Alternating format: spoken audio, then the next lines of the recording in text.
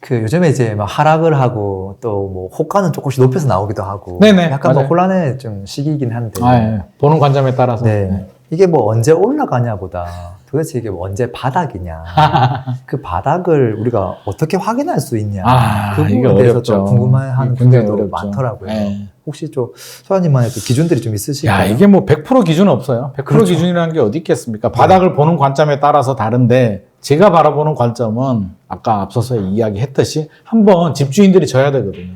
자, 오를 때 다시 한번 생각해 보자고요. 2020년, 2021년 한번 생각해 보자고요. 어떤 현상이 발생했나. 오를 때 네. 꼭지일 때 누가 졌나요? 매수자들이 졌죠. 줄다리기에서. 지니까 막 따라갔잖아. 쭉 끌려가 버렸잖아요. 가격. 집주인들이 막 올리는데 계속 끌려갔거든요. 네. 자, 그게 뭐냐면 우리가 뭐 딸려갔다는 게 뭐예요? 패닉 바잉 했다는 거지. 멘탈이 나가면서 그냥 진 거야, 경기에서. 네. 쭉 딸려가니까 가격 오르는 가격을 그냥 막 살 수밖에 없는. 왜? 집값이 막 오르니까. 벼락거지가 될 것 같으니까. 패닉 바잉이 발생을 했거든요. 그게 마지막이었어요. 네. 그거 다음에 끝났잖아요. 상승장에. 하락장은 뭐가 있을까요? 반대로. 패닉 셀이 나와야죠. 한번 좀 나오는 게 자연스러울 수 있죠.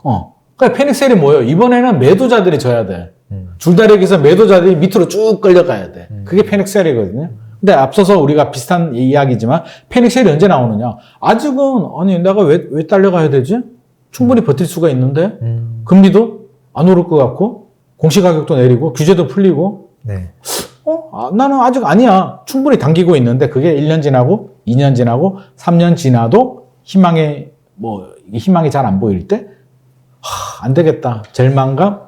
그때 아마 뭔가 또 우리가 예상하지 못하는 트리거가 생길 수가 있는데 제 예상은 이번의 트리거는 과거의 트리거는 제가 DTI라고 말씀드렸잖아요. 네. 이번의 트리거는 저는 금리가 되지 않을까 싶어요. 그러면 금리가 이제 동결이 되다가 좀 내릴 수는 있잖아요. 네. 쭉쭉 내려가요. 1년, 2년 동안 조금씩 내려가면서 좀 올랐다가 내려갔다가 이렇게 할 수는 있는데 한 2년이 될지 3년이 될지는 모르겠어요. 4년이 될지는 모르겠는데 어떤 계기로 미국의 문제인지 우리가 문제인지는 모르겠지만 한 번 또 금리를 한번 올릴 때가 오지 않을까.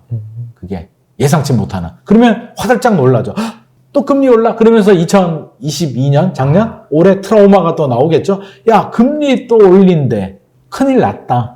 라고 하면서 저는 2차 하락이 올 것 같습니다. 예상치 못하는 상황이 빵 터질 것 같아요. 뭐 미국이나 우리나라에서 한 번 더 이번에는 금리가 트리거가 될 것 같은데 그렇게 되면 집주인들이 당황해서 야 이제 못 버티겠는데 던져야겠다라고 하면서 패닉셀이 나올 수는 있어요. 그래서 패닉셀이 저는 반드시 한번 나와야 된다라고 보고 조금 쉽게 제가 설명을 드리면 부동산 정책, 네.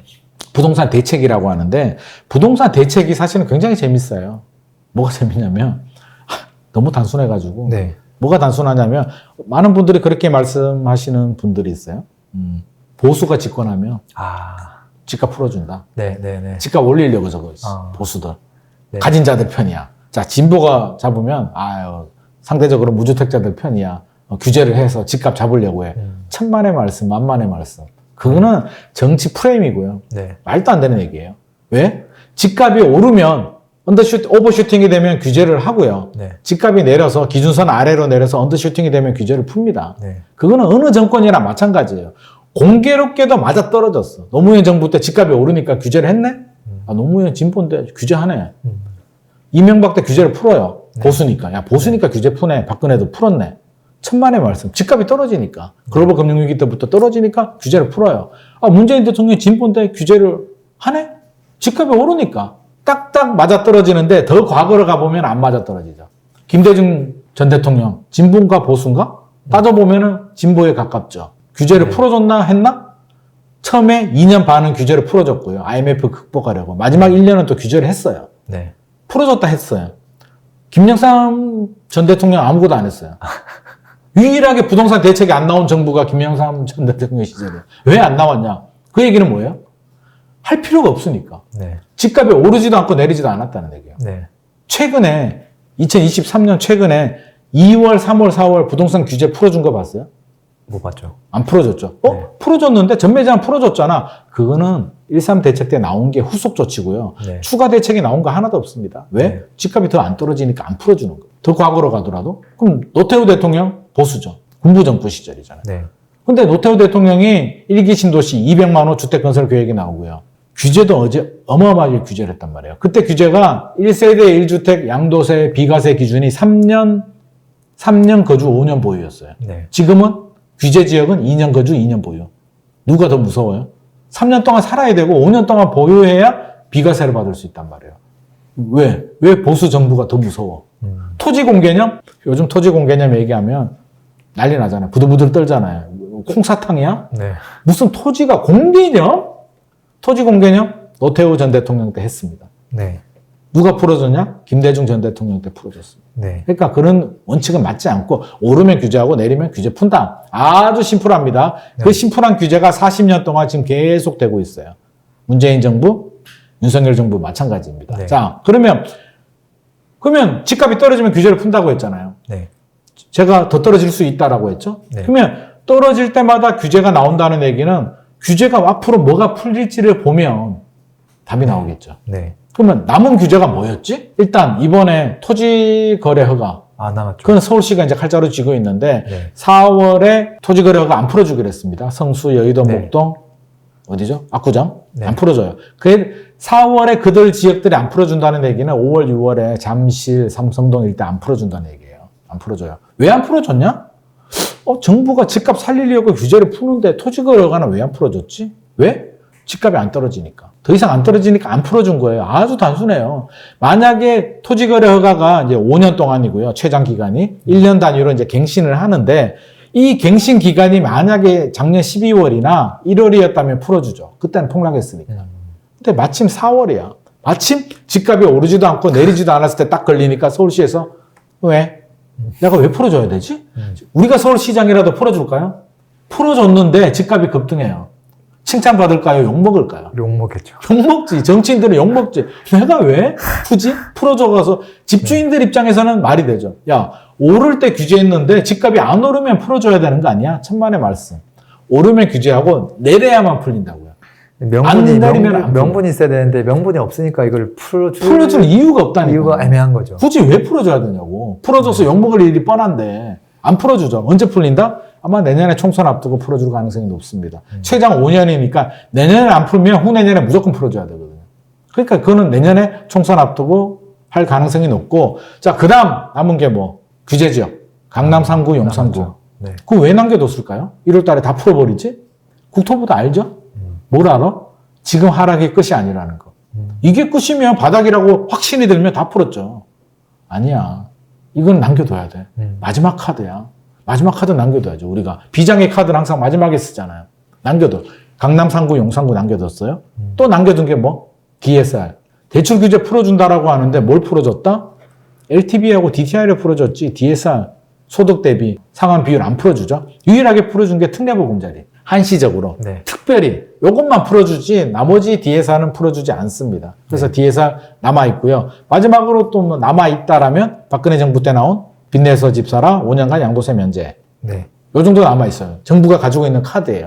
네. 자, 요 카드들이 언제 나오는지를 보면 집값이 떨어지는지를 알 수 있죠. 이게 안 나오면 집값 안 떨어진 거예요. 그러면 아마 제가 볼 때는 순서대로 풀 가능성이 높습니다. 강남 3구, 용산구부터 풀고요. 그러면 동시에 풀 수도 있는데 아마 제 생각에는 폭락하지 않는 한 아마 용산구하고 송파구 먼저 풀 가능성이 높고요. 서초구, 강남구는 조금 더 지켜볼 가능성이 높아요. 정부가 바라보는 서초구, 강남구는 뭐예요? 저것들이 돈도 많은 쟤들 좀 무서운 놈들이야. 쟤들 풀어주면 쟤들이 오르면 주변 지역들 풍선 효과 생겨서 자극을 줘서 큰 형님이야. 쟤들은 묶어놔야 돼. 우리 영화 같은 거 보면 강한 놈은 이렇게 묶어두잖아요. 네. 진짜 위기 상황에서 풀어줄게. 제발 저 악당들 제압 좀 해줘. 너도 나쁜 놈이지만 제가 더 나빠. 제발 좀 힘 좀 써줘. 뭐 이런 거 나오잖아요. 네. 서초구 강남구가 그런 거거든요. 그러니까 지금은 묶어뒀는데 걔들이 풀어주면 정부가 오죽 급하면 서초구 강남구 풀어주겠냐고. 그럼 언제? 집값이 더 떨어졌을 때. 자, 과거로 또 한번 얘기를 하면 2009년에 강남 빼고 서울의 규제 지역을 풀어줍니다. 네. 그때는 조정 대상 지역이 없었고요. 투기 지역, 투기 과열 지구가 있었는데 풀어줬는데 서초구 강남구는 언제 풀어줬냐면 2011년에 풀어줘요. 2년이 걸립니다. 그럼 이번에도 2년이 될지 1년이 될지 3년이 될지는 모르겠지만 올해 안에는 제가 볼 때는 풀어줄 가능성이 좀 없을 것 같고요. 왜? 그냥 뜨뜻미지근하게 갈 가능성이 높으니까 올랐다 내렸다 하는데 굳이 무서운 놈을 풀어줄 가능성은 없죠. 그러다가 한번 충격이 오거나 하락폭이 좀 크다라고 하면 풀어줄 가능성이 있겠죠. 그래서 그걸 좀 유념해서 봐야 되고요. 토지거래가도 좀 봐야 되고, 네. 야, 강남 풀어줬는데도 안 되네? 네. 그러면 결국에는 돈줄을 풀어야죠. 우리가 집을 살 때 구매 능력과 구매 욕구가 있잖아요. 네. 자, 구매 능력, DSR을 풀어주게 되면 이제 구매 능력이 좋아지게 되고요. 심리적으로도 영향을 주죠. 야, 대출 규제 풀렸으니까 정부가 많이 풀어줬네? 사도 되겠다라는 심리적인 효과, 구매 욕구도 자극을 주기 때문에 DSR이 굉장히 효과적입니다. 굉장히 상징성이 있는 거죠. 그래서 강남 풀어줘도 안 되면 이제 DSR을 풀어줍니다. 그 얘기는 우리는 어떻게 받아들여야 되냐면, 아, 더 떨어졌구나. 그래서 뭐 단계별로 강남이 떨어졌을 때 들어가셔도 되고요. 기다렸다가 DSR 풀렸을 때 들어가셔도 되고, 거기서 더 떨어지면 이제 5년간 양도세 면제, 양도세 특례가 나와요. 아마 두 가지로 나올 겁니다. 미분양에 대해서 먼저 나올 것 같아요. 미분양이 늘어나게 되면 지금 2월 기준으로 7만 5천 호까지 통계가 나왔는데, 네. 10만 호 넘어가게 되면 지방 미분양을 사면 뭐 5년간 양도세 면제를 줄게라는 게 나올 수는 있어요. 하지만 서울의 아파트에 대한 5년간 양도세 면제가 나오는 걸 제가 지금 말씀을 드리는 거예요. 거기에 나오면 없네? 이제 정부가 카드를 다 내놨구나. 끝났네? 네. 그러면 그 얘기는 뭐예요? 정부가 기다리고 눈치를 보다가 카드를 내놨다는 얘기는 거의 바닥에 가까이 왔다는 얘기죠. 그때가 바닥일 수도 있고요. 조금 더 떨어질 수도 있는데 일단 우리가 100%는 알지 못해요. 가까이에 왔어. 네. 그러면 이제 투자자의 성향과 가치관의 문제예요. 그때 들어가느냐? 아니야. 나는 원칙에 따라서 떨어지는 칼날을 보고 떨어진 거 보고 반등할 때 들어가느냐? 과거로 돌아가 보면 2013년에 투자하느냐? 2014년, 15년 반등할 때 투자하느냐는 개인의 선택이죠.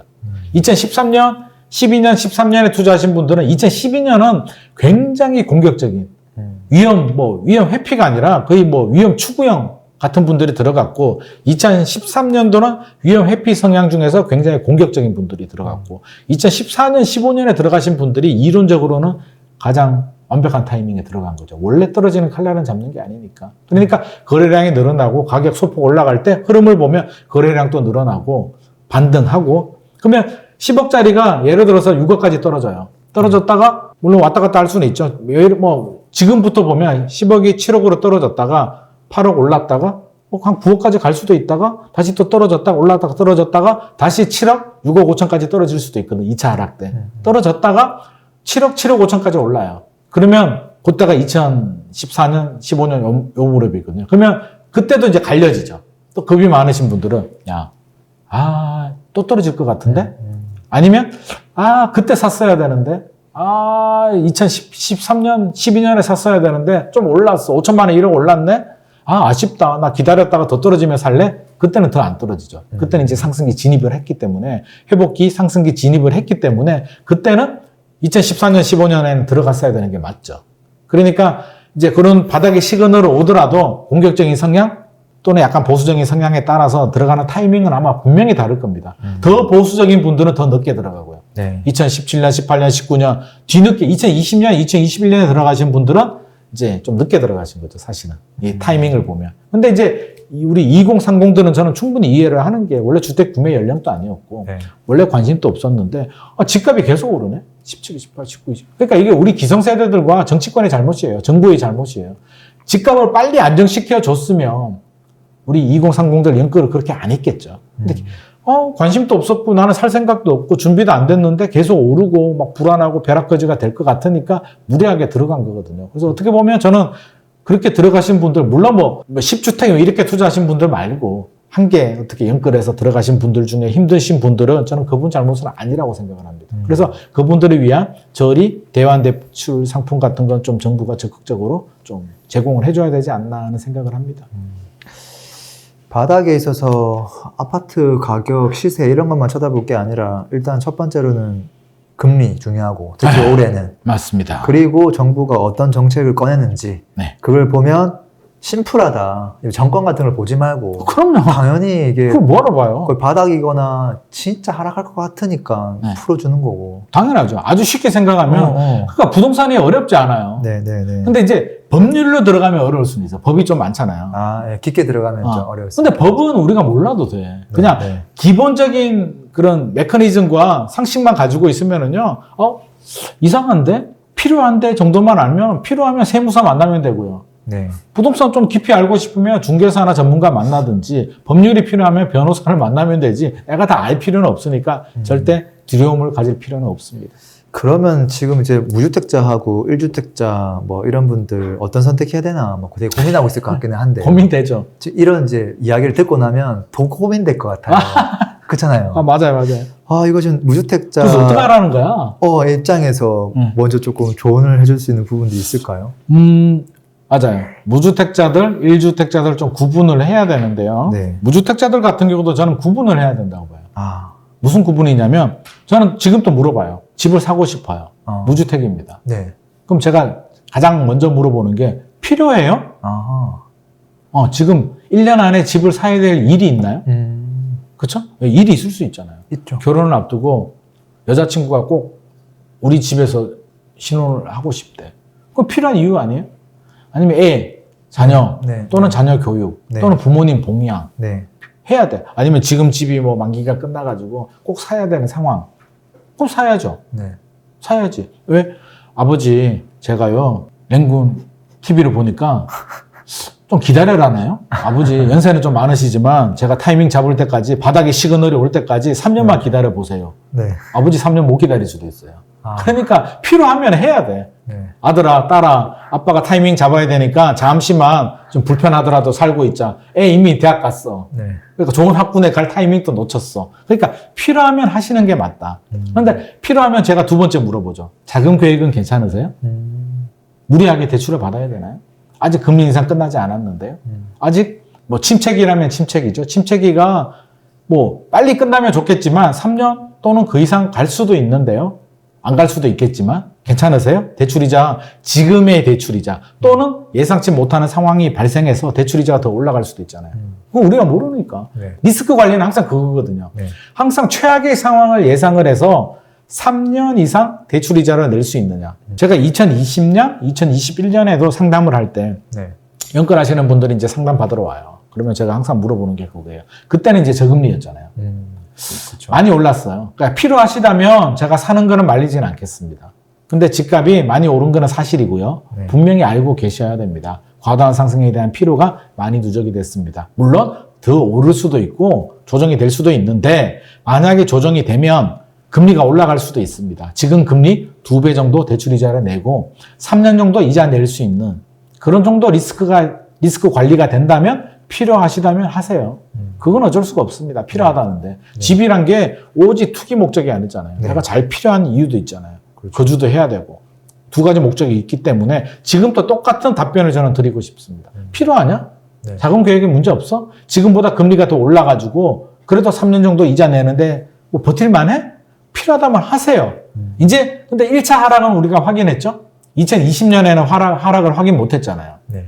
근데 이제는 확인을 했으니까 제가 물어보죠. 이왕 하시는 거 고점 대비 한 30% 이상 조정된 매물 위주로 하시는 게 좋을 것 같습니다. 왜 그 얘기를 하냐면 자 고점 대비 30% 조정이 됩니다. 수치로 따지면 뭐 계산하기 편하게 10억이 7억으로 떨어져요. 네. 한 8억? 8억 5천? 뭐 9억까지 반등할 수도 있습니다. 그러다 2차 하락이 오면 7억이나 6억 5천, 6억까지 빠질 수도 있어요. 안 빠질 수도 있고. 그러면 자 7억에 샀죠? 좀 올랐다가 내렸어. 6억까지 빠졌다고 쳐요. 최악의 경우에. 저는 최악의 경우를 그 정도 보는데 재건축 재개발은 뭐 전세 가율이 낮기 때문에 좀 더 빠질 수도 있지만 자 그러면 나 얼마 손해봤다? 내가 샀는 시점 기준으로 10%포인트 정도? 네. 리스크 없는 투자 없잖아요. 네. 네. 최악의 경우는 그 정도 리스크는 감내할 수 있겠다. 그렇죠? 아니 저는 그거 싫은데요. 저는 절대 떨어지면 안 돼요. 그러면 완전히 칼날이 떨어지고 반등할 때까지 기다리든지. 그게 아니라면 그 정도는 괜찮겠다. 그래서 고점 대비 30% 이상 하락한 급매물 위주로. 왜? 올랐다 내렸다 해요. 그래서 살짝 올랐다 살짝 떨어질 수도 있기 때문에 저는 그런 타이밍을 보고 필요하신 분들은 그렇게 하셔도 좋겠다. 근데 필요 없어. 네. 당장 뭐 저는 필요 없는데요. 그러니까 솔로야. 결혼 계획은요? 결혼 계획이 없는데요. 왜 살려고 해요? 많이 떨어진 것 같아가지고요. 제가 투자 목적으로 하나 살려고요. 자금 계획은 괜찮으세요? 사실 제가 돈이 별로 없어요. 그냥 대출 받아서 그냥 떨어졌으니까 한번 베팅해 보는 거죠, 뭐. 이런 분들은 좀 참으셔라. 굳이 돈도 부족하잖아. 네. 필요도 없잖아. 네. 앞으로 기회 많이 있을 수도 있어. 왜? 무주택자들 기회 많죠. 왜? 미분양도 늘어날 거고요. 네. 무순위 청약 같은 것도 규제가 풀렸잖아요. 그리고 청약 가점 점수가 또 잘 안 나와. 젊은 분들은. 그렇죠. 안 나오는데 지금 좋은 게 뭐냐면 한참 분위기 좋을 때는 경쟁률이 높잖아요. 너도 나도 막 들어오는데 요즘 같은 분위기에는 경쟁률이 그 정도 높지 않아요. 그러면 오히려 3기 신도시라든지 내 집 마련할 수 있는 좋은 기회가 오잖아요. 네. 그렇죠? 뭐 100대 1 막 이렇게 나왔었잖아요. 50대 1, 100대 1 나오다가 요즘 10대 1 나오면 할만하잖아요. 뭐 5대 1 나올 수도 있고. 그러니까 3기 신도시 같은 경우는 저는 이제 4기 신도시는 더 이상 대한민국에서 나오지 않을 거다라는 저는 생각을 가지고 있습니다. 인구 구조상 네. 사실 3기 신도시도 좀 무리긴 했는데 3기 신도시가 저는 마지막일 것 같고요. 아마 어느 정치인이 할지는 모르겠지만 이제 패러다임을 바꿔서 3기 신도시 이후에는 인구 감소가 본격화되면 더 이상의 그린벨트를 풀어서 신규 개발하는 것보다는 그냥 기존 도심을 재생해서 그냥 재건축 재개발로 가는 게 사실은 맞다라고 봅니다. 도시 계획 측면에서도 그렇게 바라본다면 3기 신도시가 계획 신도시의 저는 마지막이라고 생각하기 때문에 좋잖아요. 고양 창릉, 네. 하남 교산, 네. 남양주 왕수, 부천 대장, 인천 계양 위치 얼마나 좋아요. 네. 교통도 좋죠. GTX도 연결이 되죠. 학군, 교육, 공무원 모든 인프라가 다 잘 갖춰져 있는 좋은 3기 신도시 앞으로 기회가 오잖아요. 그럼 그런 거 사전 청약하셔도 되고요. 네. 뭐 무순위 청약 나오면 하셔도 되고 미분양 나오면 잡으셔도 되고요. 미분양 나온다는 얘기는 집값이 떨어지면 미분양 나오겠죠.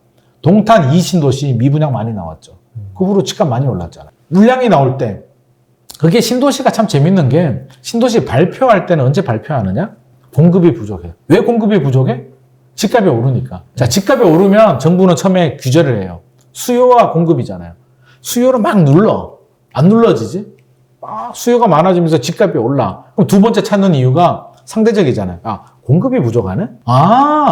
공급이 부족했구나. 3기 신도시든 공급 늘려. 사실은 공급이 부족한 게 아니라 수요가 늘어난 거죠. 근데 수요를 못 잡으니까 이제 공급 핑계를 대고 공급을 늘려. 공급을 늘리는데 집값이 떨어지면 수요가 줄어요. 공급이 많네? 공급 과잉이네? 근데 공급은 조절이 안 돼.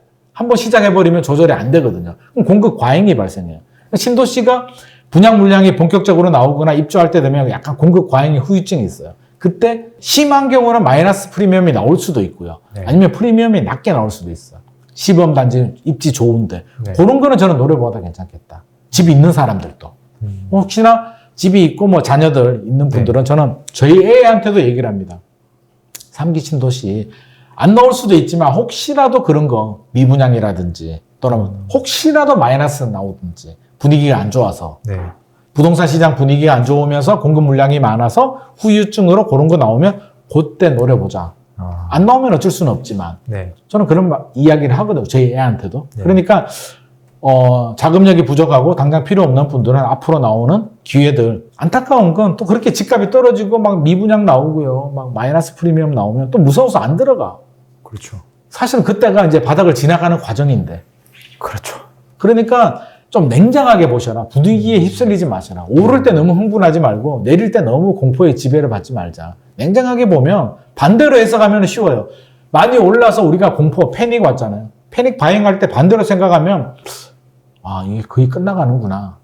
반대로 또 내릴 때 미분양이 나고 패닉 셀이 나오고 공포감이 지배할 때 반대로 생각하면 이제 거의 다 지나갔구나. 좀만 기다리면 되겠구나 정도. 반대로 해석하는 것도 좀 필요하지 않을까. 부동산 정책을 보면 또 답이 나오고요. 네. 야, 집값이 많이 하락한 건 경기도인데 적게 하락한 건 서울인데 한 40대 정도 되는 무주택자분들은 사실은 서울을 살까 경기도를 살까 막 이런 지금 걸 고민되죠. 또 고민하시는 것 같더라고요. 고민되죠. 그러니까 하락폭을 보고 또 결정을 하셔야 되고요. 서울이 좋죠. 장기적으로 분명히 좋은데 예를 들자면 저는 그렇게 생각해요. 지금 기준에서 외곽에 뭐 송도 예를 들어볼게요. 뭐 아닌 아파트도 있고 하지만 극단적인 예로 예를 들어서 50% 떨어지는 아파트가 있어요. 송도에. 강남에 10% 떨어지는 아파트가 있어요. 돈은 있어. 네. 그러면 저는 송도 선택합니다. 지금은. 지금은. 근데 이제 몇 년 지났어. 바닥에 시그널이 나와. 강남도 좀 떨어져요. 송도는 별로 안 떨어졌는데 강남 좀 더 떨어져. 그럼 또 달라지죠. 그러니까 지금 기준에서는 저는 차라리 매도 먼저 맞은 저는 50% 떨어진 송도 선택을 할 겁니다. 물론 모르겠고 나 돈은 굉장히 많아. 현금 너무 많은데 뭐 한 100억 있어. 그리고 뭐 투자 모르겠고 그냥 공부 때문에 그냥 대치동에 아파트 하나 사고 싶어. 그건 다른 얘기예요. 그렇죠. 그건 다른 얘기예요. 네. 그러니까 일반적인 중산층 기준에서 네, 제가 네. 말씀을 드리면 돈 조금이 있는데 좀 무리해서 강남 들어갈까? 송도 들어갈까 하면 지금 기준에서는 차라리 하락폭이 큰 저는 송도나 동탄이 낫다고 생각합니다. 네, 네. 뭐 송도는 이제 예시인 거고 예죠, 사실 뭐 예. 그 다른 그 비교 아, 대상이 그럼요, 되는 그럼요. 경기도에 엄청 많은 지역이 있기 때문에 그렇죠. 그러면 그 쉽게 이게 설명하려고 단편적으로 그걸 그렇죠, 잡은 거잖아요. 그렇죠. 야, 그러면 1주택자 분들은 어떤 선택을 하면 좋을까요? 1주택자들은 사실은 고민할 필요가 없어요. 아하. 왜 고민할 필요? 물론 고민을 하셔야겠네요. 자, 1주택자들이 가장 주의를 해야 되는 거는 뭐냐면, 네. 그래. 들어보니까 집값이 조금 더 조정이 될 수도 있겠네. 2차 하락이 언제 올지는 모르겠지만, 좋아. 그럼 난 베팅해볼래. 팔고, 현금 가지고 채권이나 예금이나 골드바 좀 사고, 네. 기다렸다가 3년 후가 될지는 모르겠지만, 그래, 네가 말한 바닥에 시그널 나오는 거 보고 나 살게. 이론적으로는 괜찮죠. 근데 저는 절대 반대합니다. 아. 그거 성공한 적이 별로 못 봤어요. 제 주변에 네. 본 적이 없습니다. 성공한 사람들. 왜? 이론은 괜찮은데 왜 그러냐면 우리가 미래를 모르죠. 3년 후에 바닥을 칠지, 2년 후에 바닥을 칠지, 5년 후에 바닥을 칠지는 100%라는 건 없잖아요. 네. 근데 사람이 고기도 먹어본 사람이 맛을 알잖아요. 갈비도. 자, 갈비 안 먹어본 사람들은요, 갈비 먹고 싶지도 않아요. 뭔지도 모르는데? 그렇죠? 근데 집값도요, 처음부터 무주택인 분들은 뭐 상관없어요. 그냥 무주택 좀 더 있어도 돼. 네, 네. 근데 1주택이 있다가 팔고 무주택이 되면은요, 그날부터 굉장히 불안해요. 심리적으로. 그럼 어떤 생각이 드냐면, 딱 팔았어요. 만약에 두 가지잖아요. 팔았는데 집값이 오를 수도 있고 내릴 수도 있고. 둘 다 엄청 불안할 것 같은데요. 그렇죠. 네. 자, 집값이 내리면 처음에는 기분 좋죠. 그렇지. 그럼 나 똑똑한데? 어. 내가 타이밍 하나는 내가 기가 막히게 잡지. 자, 떨어져요? 좀 지나면 또 불안한 게 뭐냐면, 아니, 언제까지 떨어지지? 진짜 바닥에 시그널이 오긴 할까?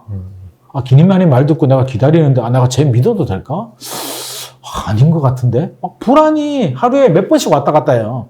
그러다가 또 제가 올랐다 내렸다를 반복할 수 있다고 했잖아요. 또 오른다는 뉴스 나오면, 내가, 큰일 났네? 이러다 계속 오르면 어떡하지? 매일매일이 불안해. 뉴스 볼 때마다 불안해. 그러다가 나중에 고민 끝에 악수 둔다고 엉뚱할 때도 사버릴 수도 있어. 올랐다 내렸다 할 때도 살짝 오를 때도 사버려. 그러다가 또 내리면은, 큰일 났다. 그래서 또 이게 막 손절매하고 막 이래. 그러니까 주식이 그래서 돈을 못 버는 이유거든요. 네. 사람 마음이, 저도 주식 잘 못해요. 왜? 마음이 너무 불안한 거예요. 이게 차트를 보면 하루에 마음이 10번씩 왔다 갔다 하거든요. 네. 부동산 또 무주택이 되면 집이 있던 분이 무주택이 되면 그런 상황이 발생해요. 굉장히 심적으로 불안하고요. 왔다 갔다 하다가 엉뚱한 타이밍 잡아버린단 말이에요. 네. 그러니까 하나 있는 사람은 제가 항상 드리는 말씀이 보험이다. 우리가 보험을 자동차 운전하는데 사고 안 나면은 보험을 깨버려도 되나요? 안 되죠. 언제 사고 날지 모르는데. 그냥 냅두는 거지. 네. 보험비 아깝다고 어쩔 수가 없지. 그냥 보험이니까. 네. 그러면 1주택도 그냥 보험이에요. 그냥 내버려 두세요. 제발 1주택 가지고 사고 팔고 타이밍 잡고 1주택은 그런 물건이 아니에요. 그냥 인플레이션 방어야. 우리 가족이 첫 번째, 우리 가족이 편안하게 잘 살고요. 설사 내가 집 하나 있는데 전세를 주고 다른 집에 전세 살아도 마음은 편해요. 내 집이 있으니까 언제든지 돌아갈 수 있거든요. 마음이 편해. 우리 가족이 네. 안정적인 주거 환경을 구축하는데 1주택이 굉장히 필요해요. 네. 그래서 1주택이 있어야 되는 거예요. 그래서 1주택 반드시 있어야 되고, 인플레이션 방어. 우리가 앞서서 이야기를 했지만, 자, 화폐 가치가 떨어지잖아요. 10억짜리가 현금이 10년이 지나면 명목 가치는 10억인데 실질 가치는 7억 4천으로 떨어진단 말이에요. 네. 그러면 내 집 하나 냅두는데 10년 지나서 10억짜리가 13억이가 13억이 물론 3억이 올랐다기보다는 인플레이션 반영이 된 거지만 전세 가면 10억이 10년 후에 전세는 10억이지만 7억으로 떨어졌다고. 그러니까 인플레이션 방어를 해야 된다고요. 두 번째 이유. 우리 가족이 안정적으로 두 번째 인플레이션 방어를 하기 위해서 1주택은 반드시 필요하다. 절대 팔지 마시고요. 1주택을 파는 이유는 딱 두 가지예요. 필요해서. 회사를 그만뒀는데 네. 네. 그럴 수 있잖아요. 배우자 중에 돈을 많이 버는 한쪽의 배우자가 갑자기 퇴직을 하거나 아니면 정년퇴직을 해요.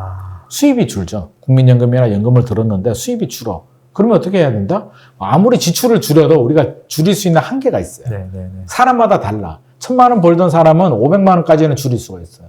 근데 300으로 줄이기는 어려워. 네. 그러면 인생이 너무 고달파져. 그렇죠? 그러면 보조를 하기 위해서, 보완을 하기 위해서 수익형 부동산이라든지 뭔가 방법을 찾아야 되죠. 그러면 아파트를 팔고 다운사이징을 하거나 네. 지역을 이동을 하거나 뭐 어떤 방법을 찾겠죠. 네. 아니면 뭐 그 꼬마 빌딩 같은 걸 사서 주인 세대 거주하면서 월세를 받거나 방법을 찾죠. 필요한 이유. 그때는 파셔도 돼요. 왜? 필요하니까. 아니 아파트가 아무리 좋다고 해서 그거 잡고 내 삶이 고달파 죽겠는데 그 아파트가 뭐라고. 가장 중요한 거는 나하고 우리 가족이 편하게 행복하게 잘 살기 위해서 우리가 부동산 투자를 하는 거지. 네. 그 아파트가 목적이 아니잖아요. 아파트는 수단이거든요. 부동산은 수단이에요. 그러니까 필요한 이유는 그렇게 하셔도 되고, 두 번째는 갈아타기 위해서.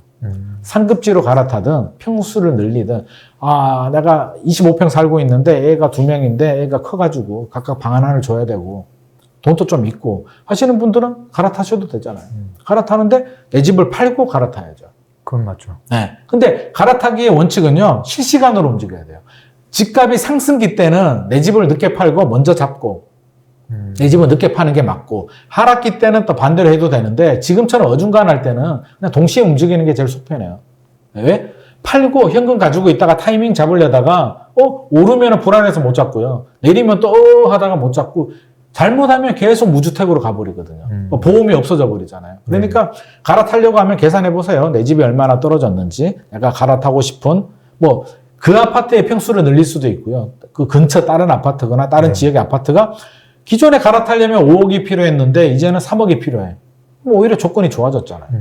그러면 어차피 보험인데 그럴 때는 팔고 실시간으로 이걸 사서 갈아타시는 게 좋겠다. 그런 이유 아니라면, 아니면 투자 목적으로 뭐 좀 더 좋은 지역으로 있는 돈을 보태서 갈아타거나 금액 차이가 줄어들었다. 필요해서 더 좋은 상급지나 아니면 내가 뭐 평수 갈아타기 이런 이유로 한다는 거는 저는 괜찮다고 봅니다. 근데 그게 아니고 불안한 마음에 타이밍을 잡기 위해서 더 좋은 타이밍 3년 기다렸다가 저점에서 사야지, 이거는 현실과는 맞지 않습니다.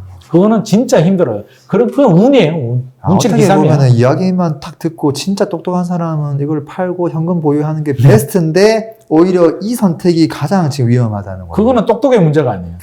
네. 운이에요, 운. 그렇게 해서 성공한 사람이 있다면 그냥 운이 좋았던 거예요.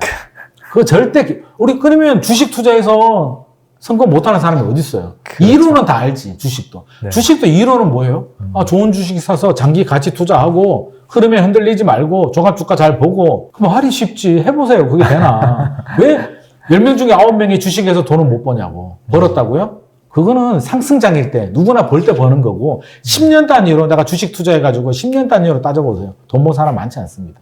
그 진짜 힘든 거거든요. 네. 진짜 잘하는 고수 아니면 내가 진짜 잘하는 10% 고수인지 아닌지는 본인 스스로 잘 돌아보시기 바랍니다. 어떻게 보면 실력 10%에 운이 90%다, 그렇죠? 그렇죠, 그렇죠. 그러니까 전문가들도 정확히 맞추기도 어려운 걸 네. 그냥, 근데 한 번에 운이 맞아 떨어질 수는 있어요. 그걸 자기 실력으로 생각하면 안 돼. 주식도 어쩌다 샀는데 대박 날 수 있거든요. 그 운이지, 그게 무슨 실력이에요. 네. 알겠습니다.